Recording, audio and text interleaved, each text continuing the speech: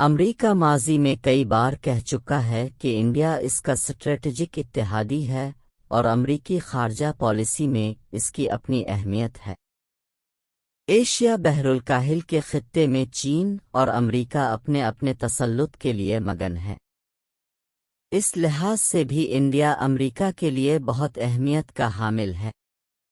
ماہرین کا یہ بھی ماننا ہے کہ ایشیا پیسیفک خطے میں طاقت کے توازن کو برقرار رکھنے میں انڈیا کا اہم کردار ہے۔ امریکہ اور چین کے درمیان کئی معاملات پر تناؤ ہے۔ ان میں سب سے نمایاں تائیوان ہے۔ امریکہ نے واضح کیا ہے کہ اگر چین نے مستقبل میں فوجی طاقت کا استعمال کرتے ہوئے تائیوان کو اپنے ساتھ ملانے کی کوشش کی تو وہ تائیوان کے ساتھ کھڑا ہوگا۔ اس کے علاوہ یوکرین پر روسی حملے میں چین کے رویے پر امریکہ ناراض ہے۔ امریکہ نے روس کے خلاف سخت پابندیاں عائد کر رکھی ہیں اور روس کو چین سے مدد مل رہی ہے۔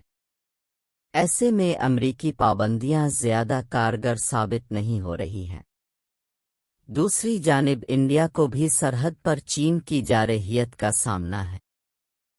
اس سب کے باوجود کیا امریکی صدر جو بائیڈن انڈیا کو نظر انداز کر رہے ہیں۔ جو بائیڈن کی نصف مدت ختم ہو چکی ہے اور انڈیا میں ابھی تک کوئی امریکی سفیر نہیں ہے۔ سفیر کے بغیر سفارت خانہ۔ جنوری 2021 میں اس وقت کے امریکی سفیر کینتھ جسٹر نے استعفیٰ دے دیا۔ اس کے بعد سے بائیڈن انتظامیہ نے 6 افراد کو عبوری چارج سونپا لیکن کسی کو مستقل سفیر مقرر نہیں کیا۔ 700 سے زیادہ دن ہو چکے ہیں اور نئی دہلی میں امریکی سفارت خانہ بغیر سفیر کے چل رہا ہے۔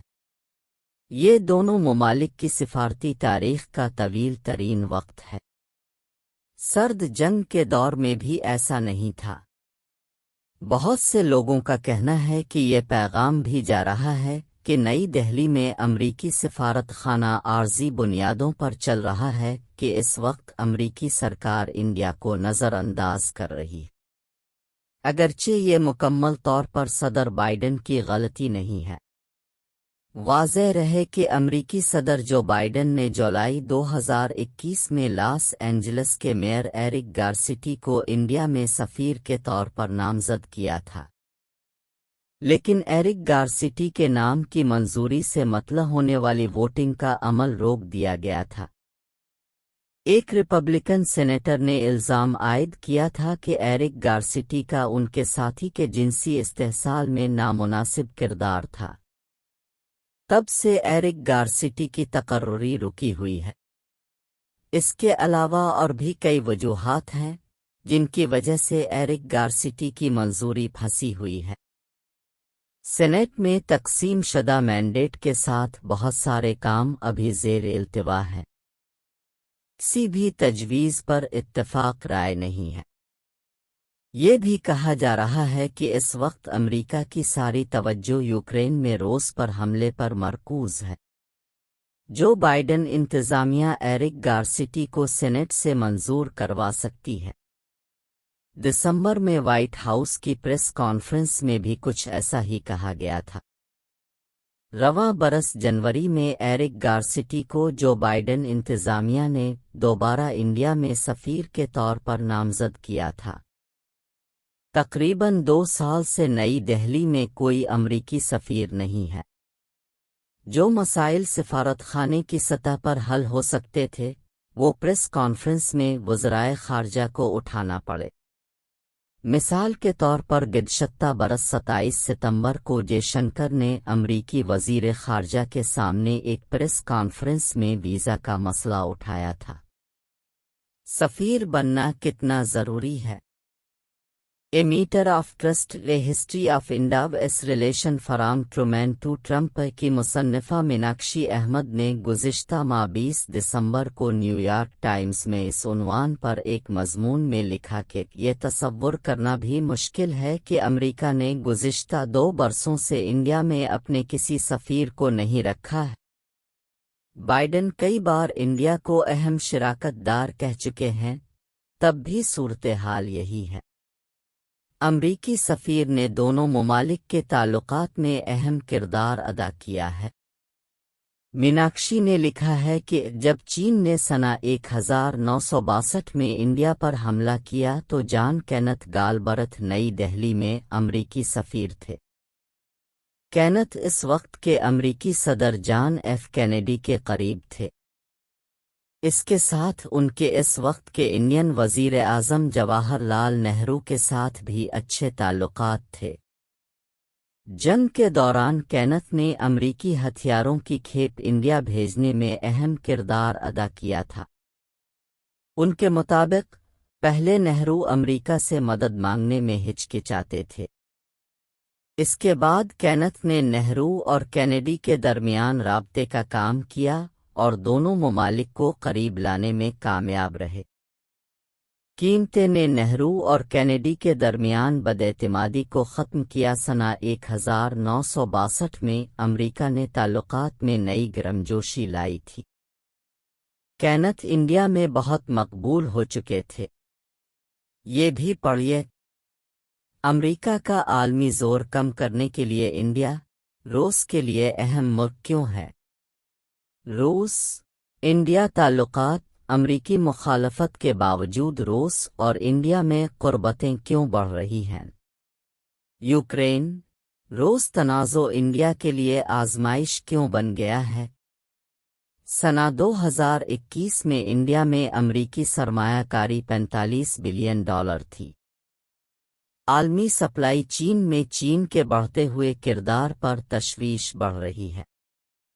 امریکی کمپنیاں مینوفیکچرنگ ہب کو چین سے کہیں اور منتقل کرنے کی کوشش کر رہی ہیں۔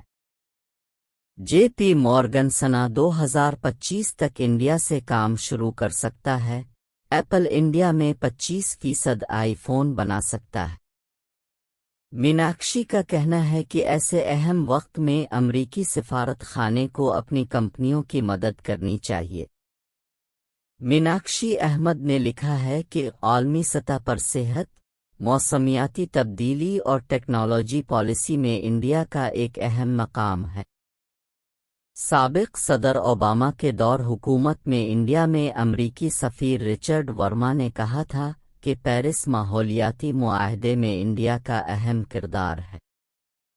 رچرڈ ورما نے انڈیا کو امریکہ کے ساتھ لانے میں اہم کردار ادا کیا تھا۔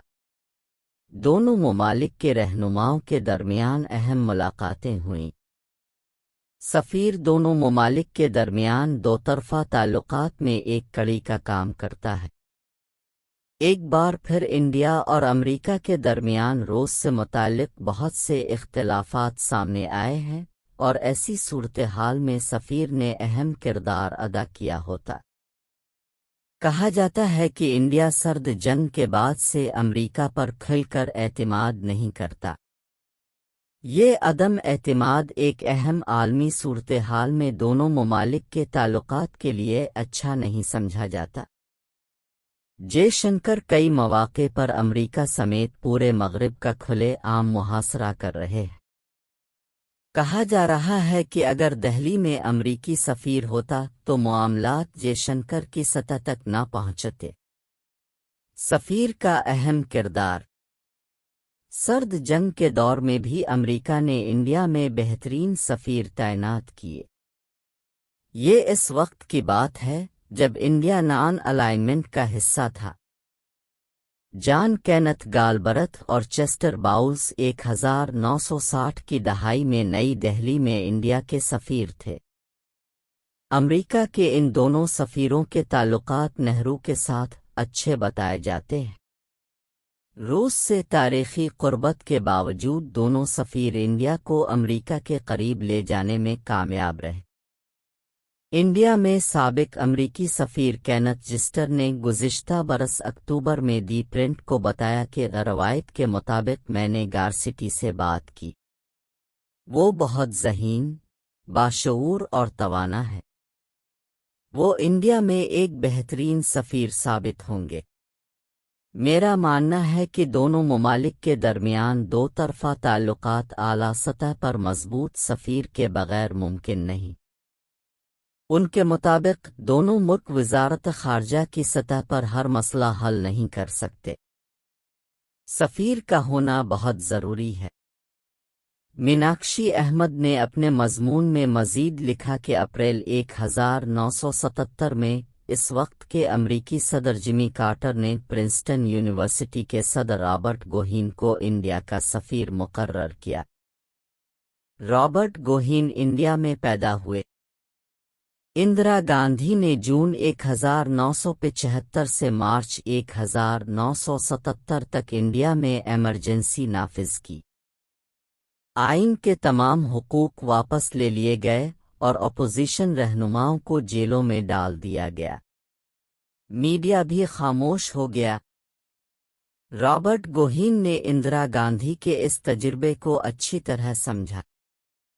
ایک سفیر اس ملک کی ملکی سیاست میں ہونے والی تبدیلیوں پر بھی نظر رکھتا ہے۔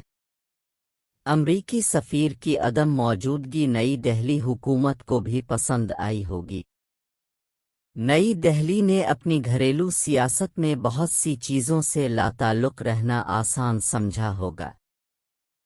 ہندوستان ٹائمز کی رپورٹ کے مطابق ایرک گارسیٹی کئی بار انڈیا آ چکے ہیں اور انہوں نے ہندی اور اردو کا مطالعہ بھی کیا ہے۔